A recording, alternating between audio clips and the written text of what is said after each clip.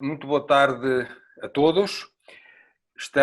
Vamos dar início a mais uma sessão da Engenharia Fora da Caixa, desta vez com um nome também excepcional, o Joel Cleto, conhecido de todos, e que nos vai dar mais uma perspectiva diferente sobre o momento que estamos a passar, sobre a situação que estamos a passar, mas desta vez de uma forma especialmente importante, dá-nos a visão da história, vai com certeza permitir-nos, a história permite-nos ter uma visão da realidade, do presente e do futuro muito mais profunda, mais informada, e quem melhor que o Joel Cleto, que para além de ser um profundo conhecedor de história, obviamente, é também um fantástico comunicador. Consegue transmitir às pessoas os assuntos da história de uma forma extraordinária, especialmente interessante e apelativa.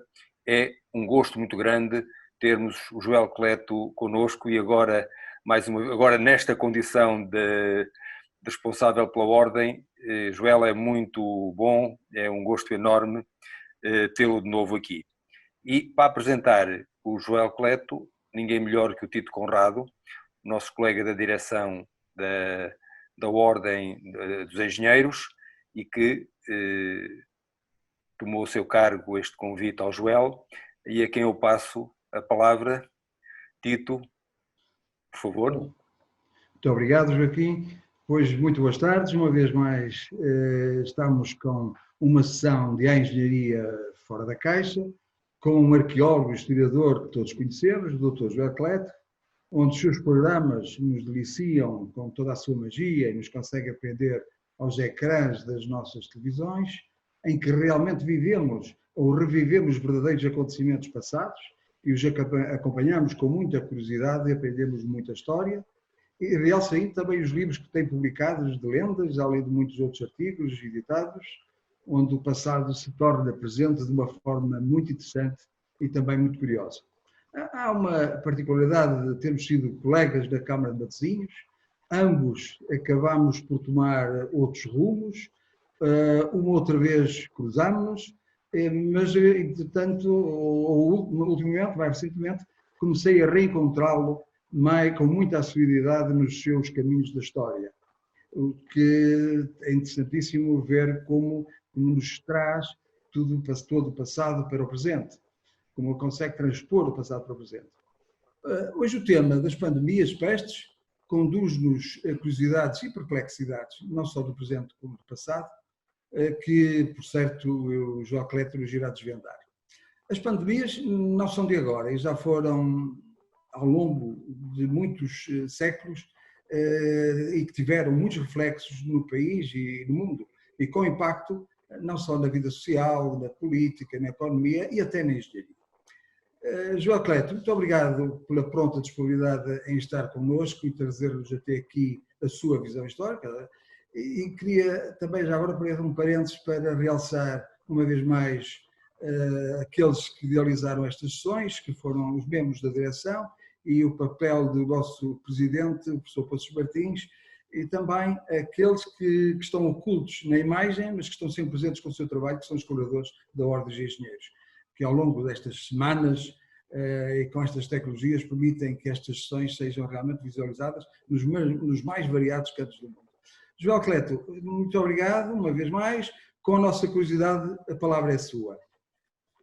Ora bem, eu peço imensa desculpa, tive que mudar já viram, de aparelho, mas o problema é que através deste que eu tenho aqui comigo não vou conseguir passar imagens e nestas coisas uma imagem vale mais do que 1000 palavras, mas o ideal é ir falando mesmo sem as imagens que eu gostava de vos projetar. De qualquer forma, pedi aqui o apoio da minha filha, que está aqui ao meu lado, ver se me consegue socorrer nestas questões. Estas novas gerações estão mais habituadas a estas novas tecnologias. Espero poder-vos passar algumas imagens. Dizia que nós nestes últimos meses fomos confrontados com esta pandemia e temos dito que as coisas não voltarão a ser como eram. Todos nós vivemos de uma forma mais ou menos intensa, mas a todos nós acho que temos consciência de que vivemos momentos históricos.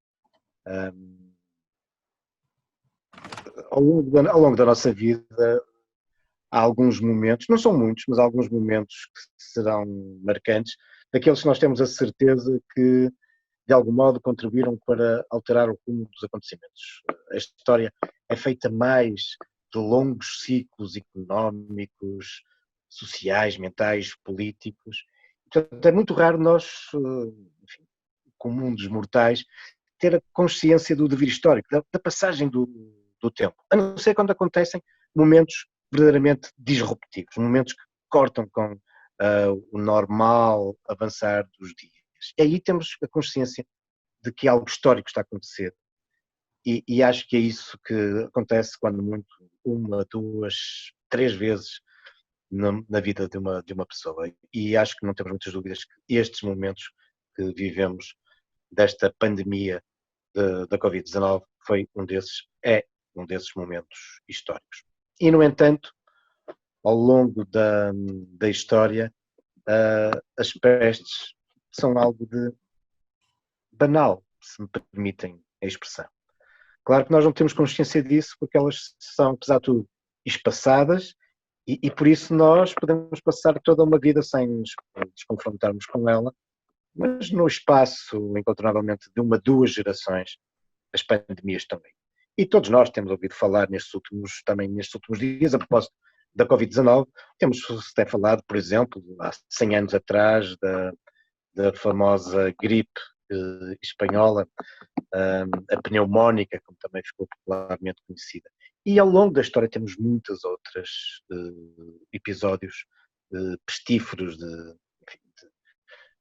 pestes que assolaram a humanidade e que deixaram uma pegada, obviamente, negativa, mas não raras vezes estas pestes foram também momentos em que o homem olhou de uma outra forma para o seu presente e para o seu futuro e as pestes acabaram por ter repercussões, por vezes, positivas no desenrolar dos acontecimentos. E eu tinha preparado aqui uma sequência de imagens que iria comentando sobre o impacto de várias pestes, de várias doenças contagiosas ao longo da história, particularmente no nosso país e muito especialmente, peço desculpa, mas dando exemplos aqui da região do Porto, mas que serviam apenas de exemplo para tantos outros acontecimentos, ou para esses mesmos acontecimentos pestíferos que assolaram o nosso país. E para não ir para épocas mais antigas, de que temos já registros de épocas, por exemplo, do Império Romano, ou mesmo posteriormente, nós sabemos de momentos de doenças contagiosas que nos assolaram desde épocas muito, muito antigas. Mas para não recuar tanto no tempo, eu permiti-me aqui evocar, por exemplo, a famosa peste do século XIV, a peste negra. É uma peste que, de algum modo, vem reforçar aquela que é a maior crise que a Europa alguma vez conheceu, pelo menos desde que temos registros. E o século XIV é um século terrível. De algum modo, tudo começa com alterações climáticas, aquilo que muitas vezes alguns historiadores designam como a pequena idade do gelo da Idade Média. Durante vários anos seguidos, há aqui uma alteração no clima, muito mais rigoroso, invernos longos e muito profundos, e as colheitas perdem-se, anos seguidos.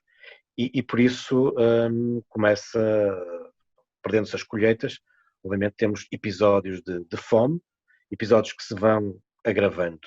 Muita gente morre de fome, grande parte da população que sobrevive à fome está, no entanto, enfraquecida, e vamos ter também enormes problemas sociais. Desde logo, porque os senhores feudais, os senhores, enfim, donos das terras, vão querer manter, obviamente, os seus rendimentos e, por isso, vão subcarregar ainda mais de impostos os poucos que estão a trabalhar as terras que estão a produzir menos. Isto vai acabar por explotar uma série de revoltas populares, um pouco por toda a Europa temos episódios de revoltas por todo o lado. E, quando não há pão, todos ralham, ninguém tem razão, este século XIV, para lá das revoltas populares, é um século de guerra generalizada por todo o continente. A famosa Guerra dos 100 Anos, por exemplo, que vai confrontar a Inglaterra e a França, envolvendo outros reinos. Entre nós temos, por exemplo, aquelas guerras de que nunca falamos, porque nós gostamos sempre de falar das grandes vitórias que tivemos sobre os castelhanos e os espanhóis, mas nunca falamos das batalhas que perdemos. Estamos quites, porque também os espanhóis nunca falam, nunca ensinam as batalhas que perderam contra os portugueses. Mas a verdade é que, em meados do século XIV, já na segunda metade, o rei Dom Fernando envolve o país numa série de guerras, porque ele pretende ser também o rei de Castela. E perdemos uma série de guerras, de batalhas. Ou então temos depois essa famosa crise, a crise de 1383-85. Isto apenas para vos dar exemplo de todo este contexto terrível do século XIV, de fomes, de guerras e, claro, também de pestes, porque a população está subnutrida, a população está enfraquecida, prolifera todo tipo de doenças e, particularmente, as pestes, e entre elas a peste negra, a famosa peste do século XIV. Já tínhamos tido outros episódios anteriormente de peste negra, estamos a falar da peste bubónica, mas a do século XIV é talvez a maior peste de que temos registros na Europa. Não em termos absolutos, porque iremos falar sobre isso, a gripe espanhola, mas em termos percentuais, temos que pensar, obviamente, no século XIV a população europeia era muito menor do que no século XX. Em termos percentuais, a peste negra mata muito mais gente. Dependendo do local onde nós nos encontramos na Europa, a peste negra foi causadora do desaparecimento de 1/3, em alguns lugares, mais de metade da população morre com a peste negra. Uma peste que atinge também o nosso país, que atinge também aqui o Porto, e a esse propósito lembro que ia-vos passar algumas imagens, porque queria também falar-vos um pouco sobre as marcas patrimoniais que as pestes deixaram. E nós temos muitos monumentos aqui no Porto e na região que têm a ver exatamente com esses episódios de peste. E estão a lembrar, por exemplo, de um monumento, infelizmente muito pouco conhecido pelas gentes aqui da região do Porto. É um monumento belíssimo, fica nas margens do Douro, na margem esquerda, em Gaia. É o convento Corpus Christi, convento construído no século XIV, era um convento, mosteiro, na verdade, um mosteiro feminino, dominicano, e onde existe uma imagem antiquíssima, das mais antigas imagens de Cristo crucificado, e que, segundo uma lenda, já agora desafio todos a passarem lá por esse antigo mosteiro, é hoje um espaço cultural tutelado pela Câmara Municipal de Gaia, o Convento de Corpus Christi, mas que mantém muito do ambiente, das peças religiosas que faziam parte da igreja e do mosteiro, incluindo, como vos dizia, uma imagem antiquíssima de Cristo crucificado, uma imagem que data desse século XIV. Portanto, uma imagem terá vindo para o mosteiro logo com a fundação do mosteiro, e uma imagem que teria sido produzida pouco antes. E essa imagem, que é das mais antigas que nós possuímos do Cristo crucificado, e também natural, aqui na região, essa imagem tem uma curiosa lenda, porque diz que quando a peste negra assolou aqui o Porto e a região, as freiras desesperadas pedem à Madre Superior para fugirem perante o número de mortos que se ia avolumando à volta do mosteiro. E a Madre Superior ia sempre rezar para junto dessa imagem e depois dizia às monjas que não, que elas iriam permanecer. O número de mortos pela peste negra vai se avolumando, mas ela recusa sempre a fuga do mosteiro. Até que um dia é ela própria que de manhã começam a surgir essas manchas negras que anunciavam, enfim, tinha contraído a peste negra. E por isso ela agora já não tem moral sequer para impedir as monjas que, desesperadas, em pânico, fogem todas, menos 2 noviças que optam, apiedando-se pela madre que iria morrer, resolvem ficar com ela. Só que os dias vão passando, a madre piora, mas depois estabiliza e depois começa a melhorar. Vai melhorando e acaba por ficar curada. Nem ela, nem as duas jovens morrem com a peste. E ela acaba por confidenciar às duas jovens noviças que nunca tinha deixado as monjas fugir do mosteiro, porque sempre que elas lhe faziam esse pedido, ela rezava junto dessa imagem e a imagem falava com ela. E lhe dizia: porque vos ides, se eu estou em toda a parte. E perante esta mensagem da imagem de Cristo, ela percebia e dizia que não valia a pena fugir. Moral da história, ela e as duas noviças sobreviveram, quanto às outras monjas que fugiram do mosteiro de Corpus Christi, nenhuma regressou, porque todas morreram de peste. Enfim, uma lenda, obviamente, aqui com uma moral religiosa, mas não deixa de ser um vestígio patrimonial, um património imaterial, estamos a falar de uma lenda, mas que não deixa de refletir o impacto que a peste negra teve entre nós. Haveria novos episódios de peste nos séculos seguintes, mas deixem-me só dizer-vos que esta peste do século XIV, terrível para a Europa e para Portugal, ela de algum modo vai acabar por criar as condições depois para as décadas seguintes de grande desenvolvimento económico, que de alguma forma vão alicerçar aquilo que será depois no século XV, o início da expansão portuguesa. E depois, em termos gerais, também tem o seu contributo seguramente para aquilo que vai ser o renascimento da Europa. Mas é em pleno renascimento que nós teremos, nomeadamente no século XVI, novos surtos de peste, de novo a assolar a Europa, Portugal e aqui a região.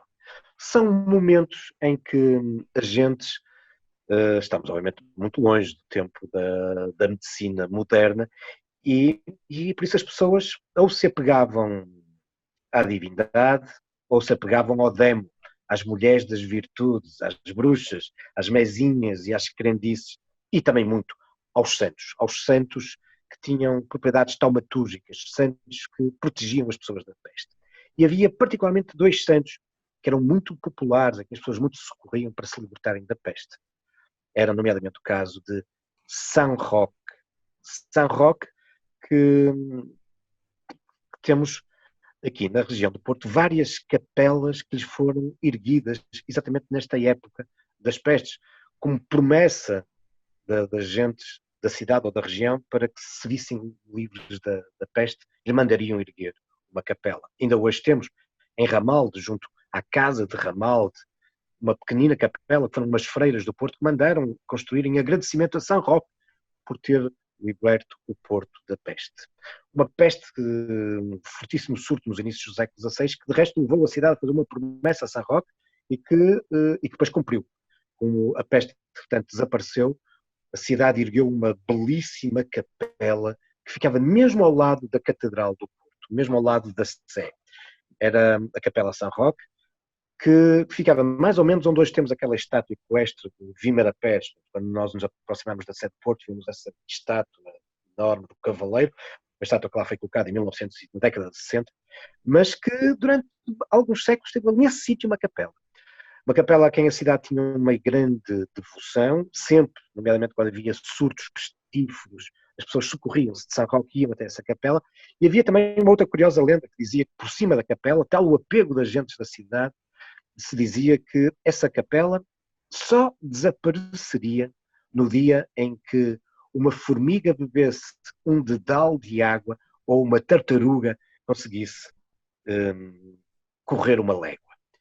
Pronto, era obviamente uma inscrição, isto é uma lenda, não temos nenhuma prova que essa inscrição existisse, mas que fazia parte desta ideia de uma capela que tinha sido construída para a eternidade. A verdade é que a formiga bebeu esse dedal de água e a tartaruga correu essa légua no dia 1 de novembro de 1755.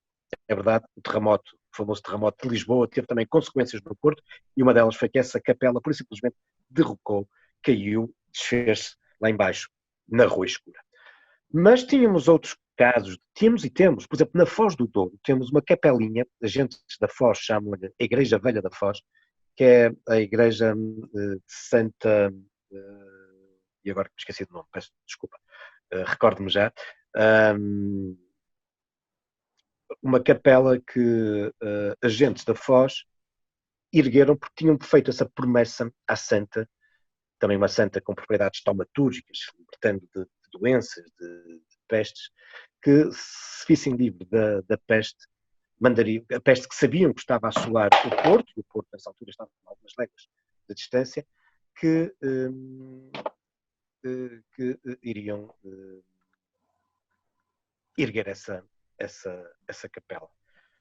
E a verdade é que a peste não chegou a São João da Foz e por isso a capela foi erguida. Por essa época, como é que se combatiam as doenças, as pestes? Bom, ou socorrendo, como eu vos dizia, ao demo ou aos santos, ou então com questões muito práticas. Por exemplo, havia já consciência que estas doenças eram contagiosas e por aí havia, muitas vezes se cercavam os lugares, percebendo-se onde é que tinha sido o surto inicial. Por exemplo, no Porto temos o famoso caso que dá origem ao nome de uma rua, que é a Rua das Taipas, que terá resultado exatamente dessa preocupação em entaipar, em cercar esse lado da cidade, esse sítio da cidade, onde há um surto de peste. E por isso, as taipas resultam exatamente desse cerco a essas pessoas que lá estão. E é também nesta altura que uma estrutura tão típica das cidades, das vilas medievais, tem aqui uma importância acrescida, que são as muralhas.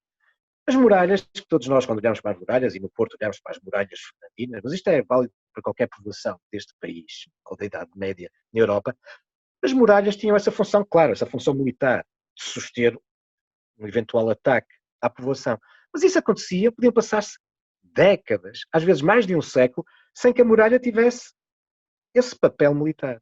No entanto, a muralha tinha diariamente um outro papel. Todos os dias, a muralha servia, obviamente, para controlar quem entrava e quem saía das cidades. Nomeadamente uma função alfandegária, para se cobrar as portagens na porta das muralhas. Mas era também nesta altura de surtos de peste que as muralhas ganhavam importância acrescida, porque este controle na porta das muralhas, na porta das cidades, permitia, de facto, um maior controle, e se havia alguém sobre o qual havia suspeição de poder estar doente, poder trazer uma doença, então tinha que ficar 40 dias do lado de fora, da famosa quarentena, para garantir que não trariam as doenças para dentro das muralhas, para dentro das cidades. Outras vezes, pura e simplesmente, colocava-se fora, expulsava-se, enfim, das cidades aqueles que tinham doenças. Em vez de os entaipar, em vez de impedir que outros entrassem na cidade com doenças, eram aqueles que estavam doentes da cidade e que eram colocados do lado de fora. Isso acontecia muito, por exemplo, quando havia surtos de lepra. Os leprosos eram colocados algumas léguas, ou enfim, eram colocados nos arrabaldes da cidade para lá das muralhas. Por exemplo, no Porto, aquele sítio que nós hoje faz parte do centro histórico da cidade, mas que estava do lado de fora da muralha, que é São Lázaro. São Lázaro tem esta designação porque era para ali que eram enviados os lazarentos, ou seja, os leprosos que se apegavam a São Lázaro. São Lázaro era o santo protetor daqueles que contraíam a lepra. E por isso, essa zona do Porto, São Lázaro, este topónimo, este património, neste caso toponímico, é também um reflexo destes surtos de pestes, de doenças contagiosas que graçavam também nas nossas cidades.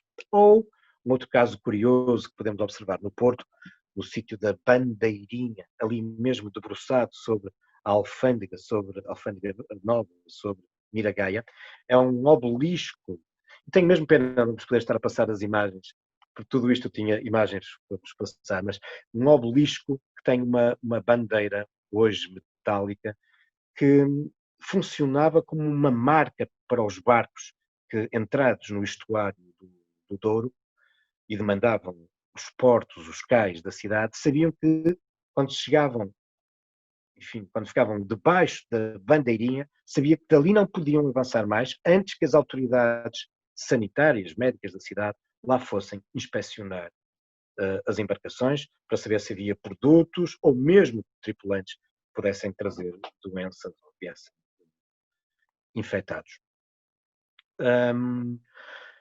Entretanto, vamos tendo o desenvolvimento, apesar de tudo, da medicina, nomeadamente a partir do Renascimento. Importa aqui, por exemplo, chamar a atenção para a importância que tinha a comunidade judaica na cidade de Porto e noutras cidades. Era muitas vezes entre os judeus que encontrávamos que eles tinham os cidadãos com mais formação, e nomeadamente uma boa percentagem dos médicos eram na altura de origem das comunidades judaicas, também aqui na cidade do Porto. Importante também depois o desenvolvimento dos hospitais. Os hospitais que já nos tinham começado a surgir na Idade Média.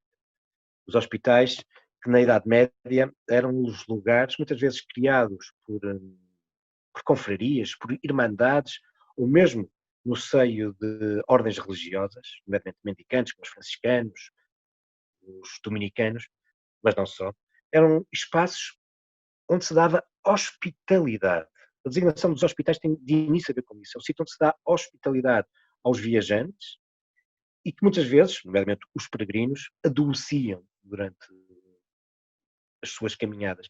Portanto, era um sítio onde se dava hospitalidade, cama, conforto material e também espiritual, e onde se começaram a tratar também muitos dos caminhantes, viajantes que vinham doentes.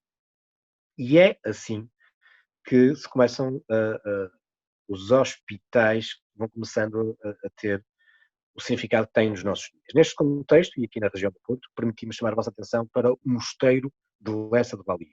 O Mosteiro de Lessa do Valio, que pertence desde o século XII a uma ordem religiosa, que são os Cavaleiros de São João de Jerusalém do Hospital, daí os hospitalários, e esta ordem religiosa, em todos os seus mosteiros, tinha obrigatoriamente que ter um hospital para dar hospitalidade, mas já muito cedo com esta vocação, diríamos nós hoje, médica. Todos os hospitais dos mosteiros, incluindo o Mosteiro de Lessa do Valio, tinha que ter cirurgiões, tinha que ter físicos, isto é, médicos, tinha que ter boticário, farmacêutico, e tinha depois uma série de outros irmãos especializados no tratamento das feridas e das doenças a que nós hoje chamaríamos os enfermeiros.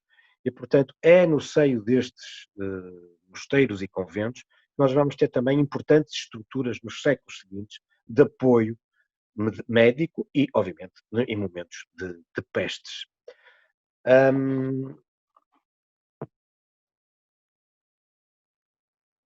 Acho que é baixo.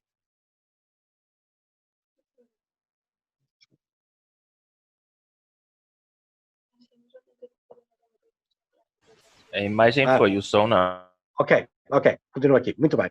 Peço desculpa. Penso que já estou de novo. Está, já. Ok. Bom, não quero estar aqui ainda por cima sem imagens, eu sou um homem que funciona muito com as imagens, mas queria só então evocar já a partir do século XVIII e particularmente do século XIX, aquilo que são uma nova vaga de pestes que nos vão assolar a Europa e aqui particularmente o nosso país e o Porto. Logo nos inícios do século XIX, e particularmente aqui no Porto, com o cerco do Porto, entre 1832 e 33, uma vez mais, esta junção da guerra, da fome, com as populações subnutridas, são, enfim, o palco ideal para o proliferar de doenças. O Porto tem, durante o cerco do Porto, morre mais gente, mais dos bombardeamentos, morre mais gente na sequência de surtos de cólera e de tifo. Aliás, ao longo de todo o século XIX, nós vamos ter no nosso país vários surtos de cólera e de tifo. O tifo, as febres tifoides, que não poupam ninguém. Aliás, teremos o neto de Dom Pedro IV, que resiste na cidade do Porto, tinha resistido na cidade do Porto e tinha garantido o definitivo triunfo do liberalismo. Depois, o seu neto, Dom Pedro V, o jovem monarca em quem o país tinha uma enorme esperança, porque tinha sido o primeiro rei português que tinha nascido já no regime liberal e tinha sido, enfim, formado como rei liberal, e morre muito, muito jovem na sequência. E ele e vários dos seus irmãos morrem na sequência de febre tifoide. Será o seu irmão Dom Luís I, que depois vai suceder ao irmão, e que, por exemplo, aqui no Porto, vai construir de raiz um hospital, o Hospital Militar, que ainda hoje tem o nome do seu irmão, Dom Pedro V, que tinha sido, de resto, um rei muito preocupado com estas questões da saúde e, particularmente, destas doenças pestíferas que assolavam o nosso país. A sua esposa, Dom Pedro V, tinha também morrido de uma doença contagiosa e ele, ainda vivo, tinha mandado construir em Lisboa um hospital de referência até aos nossos dias, a quem deu o nome da sua esposa falecida, Estefânia, o Hospital Rainha Dona Estefânia. Mas no século XIX vamos tendo vários surtos de cólera. E é um desses, curiosamente, é um desses surtos de cólera que vinha graçando em França, provocando imensos mortos, depois também provoca imensos mortos em Espanha, que faz com que a cidade, temendo que a cólera chegasse aqui mais uma vez ao Porto, manda construir um hospital que vai sobreviver imensas décadas, e só há poucos anos, há 2 anos ou 3, é que encerrou um hospital, que ficou conhecido popularmente como Hospital Goelas de Pau, o Hospital Joaquim Urbano, que foi um hospital muito interessante porque ele foi construído, isto é particularmente interessante, obviamente, para os engenheiros, e gostava de estar aqui a mostrar agora as imagens, porque ele foi construído de uma forma provisória, portanto foi um hospital construído ali na zona do Bonfim, ou seja, afastado na época do grande centro da cidade, preparado para receber, enfim, um grande número de contagiados que se esperava que acontecesse, com este novo e forte surto de cólera. É construído, em grande parte, em madeira, mas não está construído diretamente sobre o solo, mas a alguma distância do chão. Não só para permitir uma melhor ventilação, mas também porque se a cólera, a determinada altura, no hospital, saísse do controle dos médicos, facilmente se poderia chegar fogo a esses pavilhões e eles serem queimados, evitando a propagação das doenças. O que é interessante neste episódio do famoso Hospital Goelas de Pau é que a cidade prepara-se para receber a cólera e a cólera não chega. Mas graças a isto a cidade acabou por ganhar um hospital. De algum modo, estou-me a lembrar daqui de algum paralelismo com todo o esforço que fizemos ao longo destas últimas semanas, nomeadamente com a história dos ventiladores e uma série de outros equipamentos, que vêm agora a apetrechar os nossos hospitais e o Serviço Nacional de Saúde. Isso tinha acontecido, de facto, com a criação também do Hospital Goelas de Pau, mas neste caso a cólera não chegou cá. O que chegou, e foi em 1899, no verão de 1899, um surto de peste bubónica, peste negra. De novo, em 1899, o Porto seria a última grande cidade de Europa a ter um surto de peste.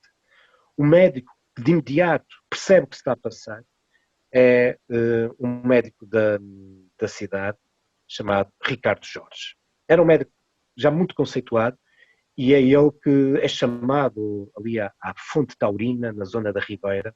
Importa explicar que nesses finais do século XIX o Porto tinha crescido imenso do ponto de vista demográfico, com o afluxo de famílias numerosas, imensas, que vêm do Minho, de Trás-os-Montes, das Beiras, da Galiza, para trabalhar na indústria.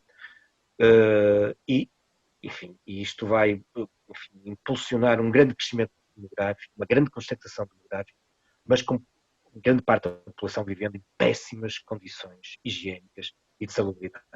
Às ilhas que se vão multiplicando à volta das fábricas, assistimos também aquilo que são as Ilhas ao Alto, antiga zona do Porto, que ao longo da segunda metade do século XIX as famílias tradicionais da cidade haviam abandonado essa zona antiga da cidade e ocupavam agora os novos bairros. Isso é muito bem descrito, por exemplo, por Júlio Diniz, de uma família inglesa, e vendo que as velhas famílias da cidade agora estavam na zona de Surfeita, da Torrinha, em direção a Lordelo, ou então São Lázaro, em direção a Campanhar, e em compensação a velha zona da cidade vai sendo ocupada por esta nova gente que vem trabalhar para as fábricas no Porto. Só que essas casas, dessas tradicionais famílias do Porto, são agora ocupadas de uma forma intensiva. Famílias inteiras em compartimentos. E por isso é a partir dessa altura que o Centro Histórico do Porto vai sendo transformado em ilhas ao alto. Bom, e é neste contexto de péssimas condições de salubridade que então vamos surgir. Ricardo Jorge percebe que aquilo é um surto de peste negra. É ele que vai apelar às autoridades para combater isto e Ricardo Jorge, que era um médico muito conceituado na cidade, vai cair em desgraça durante muitos anos aos olhos da cidade. Aliás, quando a peste terminou, ele teve que ir viver para fora do Porto. A cidade não lhe perdoa, mas é ele que vai aconselhar as autoridades a cercarem o Porto. Em 1899, desde verão até à véspera de Natal de 1899, quando já não há nenhum surto, mas no fim de tudo isto tinham morrido cerca de 150 pessoas, a cidade foi completamente cercada por um cordão sanitário. A cidade estava cercada militarmente, o que deu origem a grandes contestações, manifestações, rebeliões. A cidade não aceitava estar cercada, mas de algum modo conseguiu conter-se assim. Há aqui uma estrutura que tem um papel importantíssimo nessa altura. Uma estrutura que tinha sido montada 4 anos antes, em 1895. A Estrada da Circunvalação. Importa recordar que foi também em 1895 que entrou no nosso país o primeiro automóvel. E, portanto, a construção da circunvalação em 1895 não foi por causa dos automóveis. Quando a estrada começa a ser construída, ainda não havia automóveis no nosso país. A circunvalação é construída com um objetivo muito preciso. Ela vai definir muito bem quais são os limites da cidade. Não é? Em grande parte, há ali umas exceções, mas em grande parte é a circunvalação que vem redefinir os limites do Porto. É em 1895 que algumas freguesias que não pertenciam ao Porto, mas a concelhos vizinhos, nomeadamente Matosinhos, no é o caso de Aldoar, Ramalho, Novo Gildo, passam a integrar a cidade, mas a circunvalação tem também aqui uma importante função alfandegária, porque quem queria entrar na cidade do Porto tinha obrigatoriamente que cruzar a circunvalação. O que pode parecer fácil nos dias de hoje, mas importa perceber que aquilo que é hoje aquela placa arborizada que divide a estrada interior da estrada exterior da circunvalação, em 1895 e até aos anos 30, era um profundo e largo fosso. Era uma muralha, só que em vez de ser ao alto, era um fosso, era uma muralha em profundidade. E por isso só em alguns sítios muito concretos, muito precisos, é que se podia entrar ou sair da cidade. E em 1899 esses sítios estão fortemente militarizados para evitar que as pessoas possam entrar ou sair do Porto. E esses sítios que coincidiam com os antigos grandes cruzamentos da circunvalação, onde ainda hoje, muitas vezes, encontramos um edifício que é sempre igual. Se pensarem nisso, para quem é aqui do Porto ou da região, conhece o Teatro da Vilarinha. Ou mais à frente, lá em cima, conhece aquela farmácia junto à Rotunda dos Clubes de Estrela. Ou na Ariosa, um café. Ou mais à frente, uma pizzaria. Ou vão ver que há sempre um edifício que é igual em todos esses velhos cruzamentos da circulação e que eram os edifícios onde estava a guarda que controlava as entradas com objetivos, obviamente, alfandegários, mas que em 1899, por causa da peste, o último grande peste negra na Europa, estavam a controlar o Porto. E ainda o Porto estava mal refeito, mal recuperado dessa peste e em 1918 abate-se sobre nós aquela que de facto foi a maior peste em termos absolutos em número de mortes da história da humanidade. A gripe espanhola, a pneumónica, foram provavelmente mais de 50 milhões as vítimas da pneumónica. No nosso país, cerca de 100 mil, ou talvez mais de 100 mil mortes, uma altura em que a população era só de 5 milhões. Também na cidade do Porto, as consequências da gripe espanhola foram terríveis. Ainda hoje, no Hospital de Santo António, que era na época foi um baluarte no combate à pneumónica, ainda hoje no átrio do Hospital de Santo António podemos observar uma placa que recorda o nome dos profissionais de saúde, dos médicos, dos enfermeiros que morreram no Hospital de Santo António no combate à gripe espanhola. E é uma longa lista. Mas eu não podia, e prometo terminar já, não podia, no entanto, aqui deixar de referir que não foi a peste bubónica nessa peste de 1899. Nem foi a gripe espanhola. A maior peste, a maior doença infectocontagiosa que afeta o Porto e a região nessa época. Na passagem do século XIX para o século XX e entrando bem pelo século XXI, a principal doença, a principal causa de morte na região do Porto era uma outra doença, bem contagiosa, que era a tuberculose. E a tuberculose matou muito mais entre nós do que a gripe espanhola. A tuberculose que acaba por explotar uma série de tentativas de resolução, dando origem a vários espaços interessantes da cidade. Desde logo, espaços hospitalares, que resultam da doação de terrenos para a construção de hospitais de grandes beneméritos, porque desde muito cedo há consciência que para curar ou tratar os tuberculosos, os tísicos, era importante uma boa exposição solar e aos bons ares. E por isso, Dom Francisco de Noronha e Menezes vai doar à Misericórdia do Porto a Quinta e a Casa da Perlada, como um local de recuperação de tísicos. Nessa extensa quinta, que muitas décadas depois, a Misericórdia irá também transformar ou aproveitar para construir o Hospital da Perlada. Um outro mecenas é o Sr. Semide, e a Misericórdia irá construir também, nessa quinta, na altura bem afastada do centro do Porto, irá construir o Hospital Semide para os tuberculosos. Um outro terreno que é doado à cidade para lá se construir um espaço para tuberculosos é a quinta do Sr. Covelo, é hoje uma das belas quintas da cidade, do espaço público. Aí nunca foi a ser construído um hospital, porque entretanto já começava a cidade a crescer claramente em direção a Paranhos e havia a consciência que era importante que estes hospitais para os tuberculosos, para evitar o contágio, ficassem afastados da cidade. E por isso, em vez de se construir um grande hospital para os tuberculosos na Quinta do Covelo, acabou por se construir esse hospital, teve o nome do último rei de Portugal, o rei Dom Manuel II, e porque em grande parte esse hospital foi explotado pela mãe do rei Dom Manuel II, a rainha Dona Amélia. Esse hospital iria ser construído na Serra, no Monte da Virgem, em Gaia. O hospital depois será rebatizado com o nome de um homem que também se evidenciou no combate à tuberculose, que é o Hospital Santos Silva. Enfim, como podem ver, não faltam hospitais, capelas, lendas, topónimos que nos demonstram como as pestes sempre fizeram parte da história da cidade, da região e do nosso país. As pestes sempre fizeram parte da história do homem. Felizmente, são muito espaçadas e por isso, quando as vivemos, e tivemos, enfim, agora o azar de viver, de facto, estamos a viver uma epidemia, por isso, quando as vivemos, temos essa consciência que são coisas, apesar de tudo, à escala humana, individual, coisas excepcionais, marcantes e históricas, porque elas trazem sempre consequências negativas, nefastas, a sério, mas não raras vezes também explotando novas investigações, novos equipamentos, novas oportunidades sociais, novas oportunidades também no mundo dos negócios e da economia.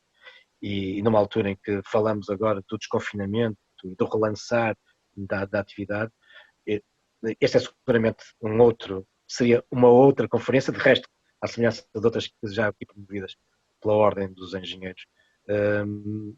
Enfim, até nos hábitos de trabalho e outros, esta peste veio-nos trazer também novidades e, quem sabe, alguns aspectos positivos.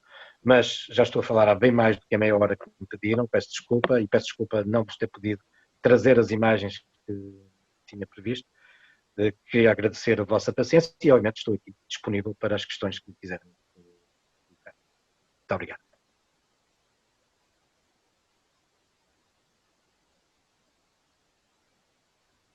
Bom, já estava a ver que não tinha som. Agradecer-lhe, João Cleto, esta excelente exposição, que percorreu a história ao longo dos séculos, dos últimos séculos, e que nos trouxe muita história sobre as pandemias. E ficou demonstrado para um bom comunicador as imagens às vezes não fazem falta. Eu tenho aqui uma série de questões que me foram colocadas, que obviamente terei que selecionar algumas, que não é impossível passá-las todas, e começava por esta primeira. Se é verdade que ainda não sabemos as reais consequências da atual pandemia, podemos ter uma ideia das principais consequências da grande pandemia pneumónica no Porto ou em Portugal? Quer dizer, quais foram geralmente as principais consequências desta pandemia? Esta é uma questão, se me permite, coloco-lhe já uma outra. A vida em sociedade, tal e qual a conhecemos, antes da pandemia, poderá ter implicações históricas que poderão abalar o nosso cotidiano no relacionamento das pessoas, correndo-se o risco de se criarem fronteiras entre elas. Isto é uma verdade? Deixo-lhe estas questões, destas duas primeiras questões. Muito bem, são duas questões que nos dariam, obviamente, para uma nova conferência, mas de qualquer forma, relativamente à pneumónica, ela vem contribuir, obviamente, como quase sempre, pelo menos desde o Renascimento, esta preocupação com as doenças leva a desenvolvimentos da própria medicina. Mas como eu dizia, agora mesmo no final da minha intervenção, se me permite, mais do que a pneumónica, a tuberculose. A tuberculose foi, de facto, a grande doença contagiosa entre nós e ela deixou claras marcas na sociedade. E não só em todos os equipamentos hospitalares que foram explotados pela tuberculose, e eu referi aqui alguns, podíamos fazer referência, por exemplo, também aos sanatórios, se quer junto ao mar, quer mais no interior do nosso país, uma série de estruturas que são explotadas pela tuberculose, mas também mudanças na mentalidade e nos comportamentos. E provavelmente, essa questão das mudanças dos comportamentos, que de início são coisas um pouco estranhas e que, por vezes, até demorar algum tempo a ser compreendidos e adotados pela população. Eu tenho 55 anos e lembro-me perfeitamente ainda, quando era miúdo, e não tão miúdo quanto isso, de entrar nas repartições públicas, em espaços públicos, e a ver os escarradores e uma série de outras equipamentos que são desenvolvidos para evitar que as pessoas atirassem isso para o chão. E a obrigatoriedade de se andar calçado. Bom, são práticas que hoje completamente assumidas entre nós, mas que resultam muito destas preocupações com a proliferação da tuberculose, ou, obviamente, todo o impacto que estas doenças têm no desenvolvimento, isso diz particularmente respeito, obviamente, aos engenheiros, na construção e numa série de outras medidas que têm que ser tomadas. Relativamente à questão precisa da Covid-19 e destes distanciamentos sociais, eu acho que, tal como agora estava a fazer referência a propósito da tuberculose, é provável que haja aqui algumas medidas que nós estamos a tomar que seguramente depois com o passar dos tempos serão atenuadas, mas algumas acabarão por ficar. Mas o distanciamento social, essa questão que me estavam a colocar, eu não acredito muito, porque se há alguma coisa que justifica o sucesso da espécie humana, é sermos uma espécie gregária. Se os nossos antepassados primatas conseguiram impor a todas as outras espécies, foi pela nossa capacidade de interajuda, capacidade de vivermos e afirmarmos enquanto grupos, enquanto muito próximos. E, portanto, seria antinatura, seria anti-humano nós vivemos separados uns dos outros. Agora, é óbvio que a Covid-19 veio aqui trazer, quanto mais seja, até, enfim, equipamentos e meios como estes, que se calhar mais que nos separar, até são uma forma de nos permitir, enfim, adensar esta nossa característica gregária. Olha, há aqui uma questão também interessante e talvez um pouquinho polémica. Na história temos também diferenças de atuação entre Norte e Lisboa, como hoje estamos a verificar. Também existia na história esta forma de gerir, esta forma de tratar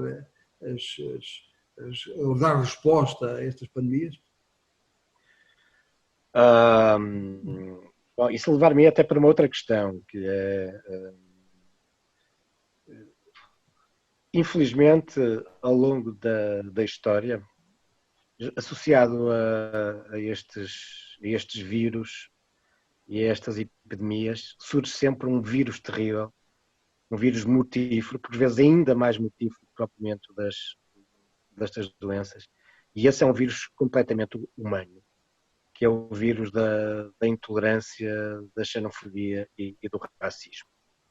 No século XIV, século XVI, tantos outros, é preciso sempre encontrar um bode expiatório, há sempre um culpado, e durante séculos eram os judeus, não é?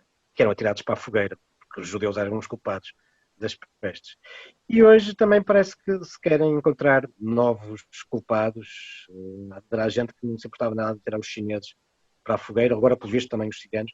E portanto, esse é um problema que infelizmente anda sempre associado, sempre aos momentos de peste. É o querer encontrar culpados, e há sempre alguns grupos sociais e étnicos que acabam por ser culpabilizados. Enfim, esse é um vírus que nós também temos e vamos seguramente saber extirpar. E vamos ter que ultrapassar, e sem dúvida que ultrapassaremos. Já agora mais uma questão, que é que evidências existem sobre a influência de uma maior mobilidade no aumento da propagação das epidemias? Claro que isto, quanto mais mobilidade, maior é a propagação. Mas o que é que pensa sobre isto? Não, é óbvio, e a Covid-19 veio demonstrar isso, que neste mundo globalizado em que nos encontramos, e com todos os meios de transportes e comunicação, é óbvio que isto se propagou muito mais rapidamente do que se propagou a pneumónica há 100 anos atrás, ou como, por exemplo, na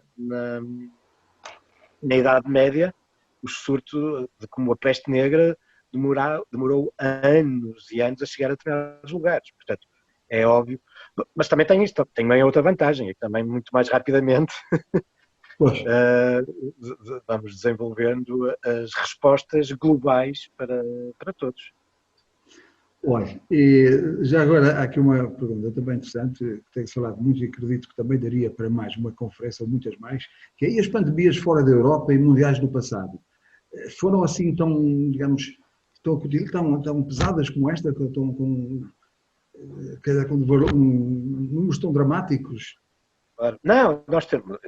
Eu acho que apesar de tudo, apesar de estarmos confrontados com números terríveis de vítimas da Covid-19, mas apesar de tudo, comparando com outras pandemias que tivemos, esta é muito suave e muito pouco mortífera, não é? Se compararmos, nomeadamente, com a de há 100 anos atrás da pneumónica. E, portanto, imaginemos o que seria, de repente, termos que nos confrontar com uma pandemia com a morbilidade, por exemplo, de um ébola, não é? E, portanto, no meio de todo este azar que nós estamos neste momento a viver, apesar de tudo, não é comparado com outros episódios pestíferos que a humanidade conheceu, este até é relativamente suave e se calhar até nos permitiu perceber melhor, como serve-nos um pouco de lição de como atuarmos, de que meios temos ao nosso alcance para, se um destes dias aparecerem uma ou outra, porque, como eu dizia no início desta minha conversa, a história da humanidade foi feita permanentemente de surtos de peste. E algumas bem terríveis. Por exemplo, é muito provável que ali na Idade do Bronze, ou mesmo antes,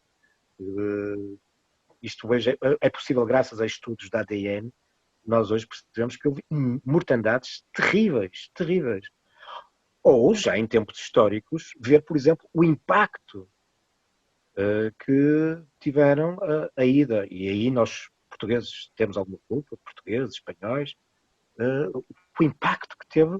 Nós temos levado as nossas doenças para as comunidades, para as populações ameríndias, não é? Das Américas. Doenças que para nós já tínhamos ganho resistência, mas que para eles eram completamente novidade, e provocamos mortandades incríveis, o colapso de civilizações, mais do que as conquistas com os cavalos e com as armas de fogo, foi seguramente muito as doenças que nós levamos. E, portanto, No passado temos episódios de peste e proliferação de doenças que foram muito, muito piores do que esta Covid-19. Olha, as duas últimas questões, mais ligadas à área da engenharia, uma penso que será fácil identificar o autor, mas eu não vou dizer quem é. Os engenheiros que tratam a água e o saneamento, como ajudaram no passado a controlar e evitar pestes? Isto é um bocado... Claro, é uma questão crucial. Os engenheiros têm tido um papel importantíssimo no combate às pestes, seja nessa questão mais sanitária, e nomeadamente no controle, desde os finais do século XIX, no controle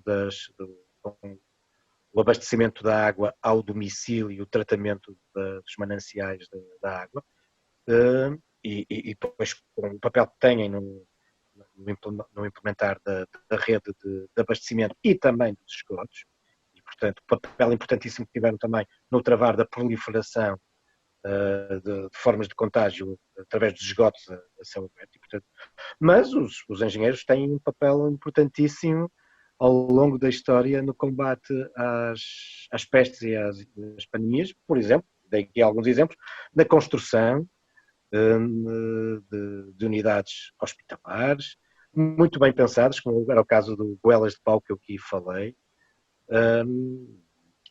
Portanto, e todos bem sabem, por exemplo, o papel da engenharia militar.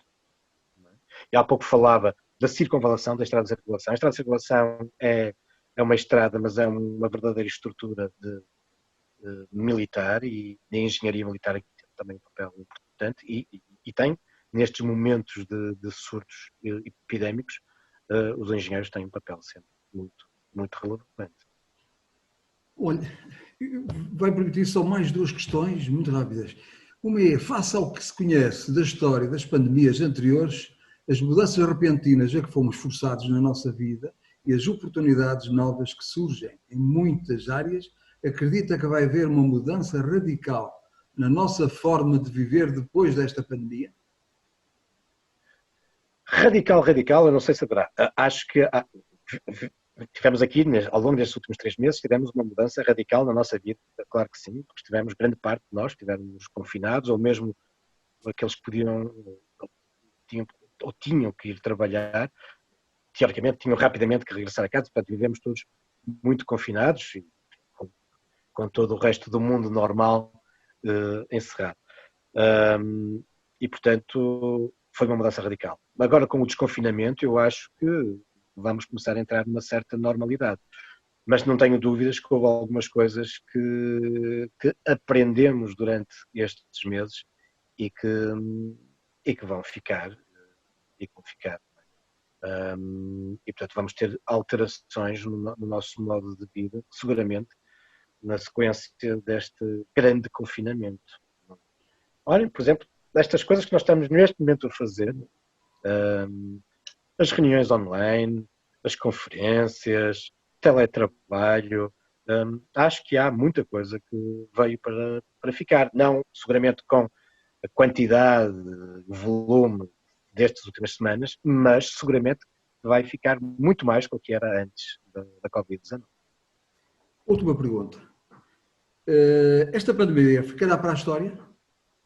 Sim, não tenho grandes dúvidas sobre isso. Claro, pedir isso a um historiador, o historiador dirá sempre que estamos ainda a viver o acontecimento. Os historiadores precisam sempre de algum distanciamento para avaliar depois, de facto, qual é o impacto que estes acontecimentos tiveram. Mas não tenho, mesmo estando nós ainda a viver o acontecimento, não tenho grandes dúvidas que ela ficará para a história.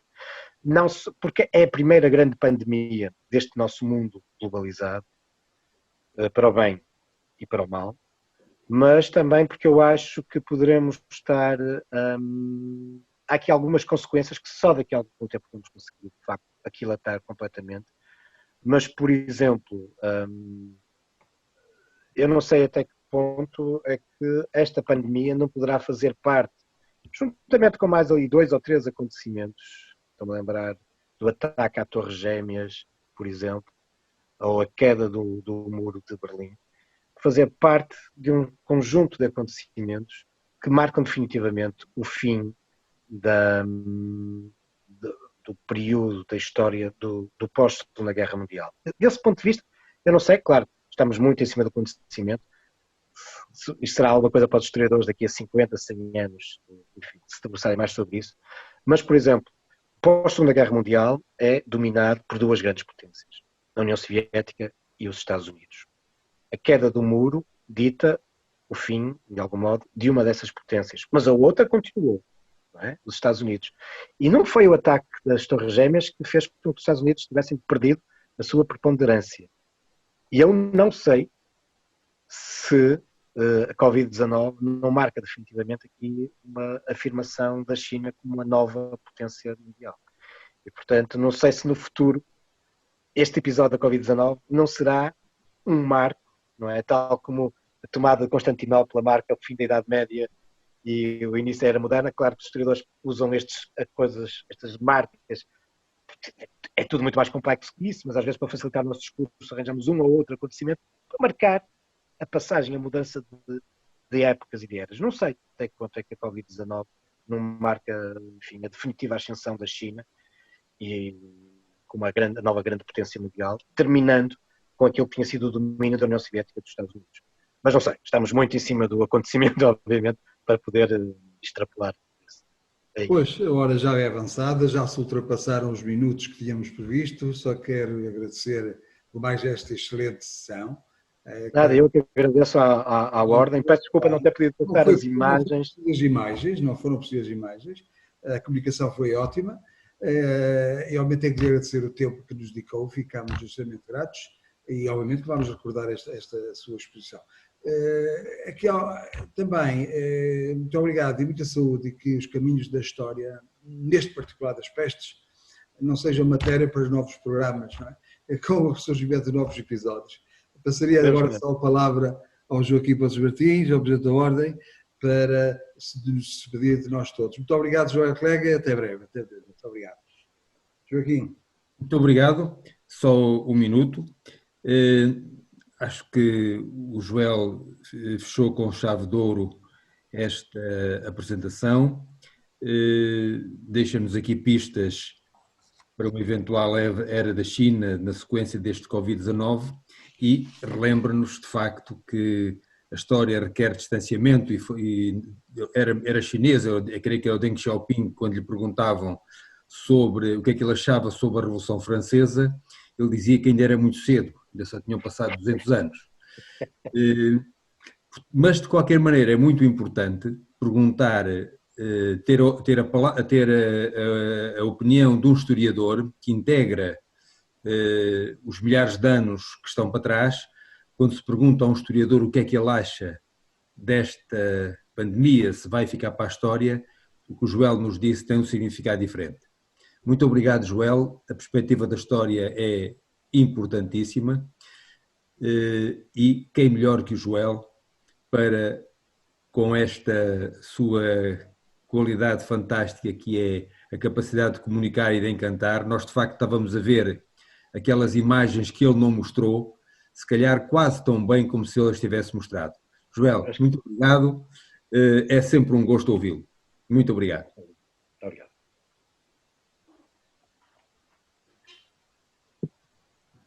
Muito obrigado.